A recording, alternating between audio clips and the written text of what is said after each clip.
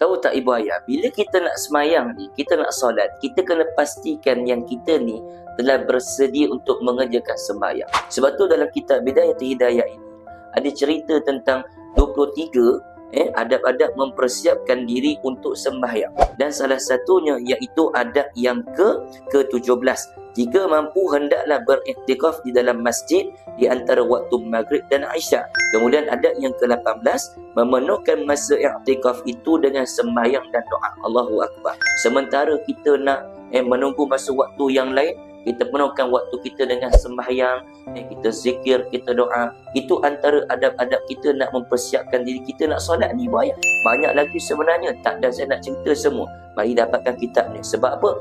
Ada 23 adab-adab mempersiapkan diri untuk sembahyang yang kita boleh count banyak-banyak pahala sebelum kita nak solat. Allahu Akbar. Jom tekan beg kuning sekarang. Dapatkan, jangan segan-segan, jangan tangguh-tangguh. Tekan beg kuning, jom dapatkan sekarang.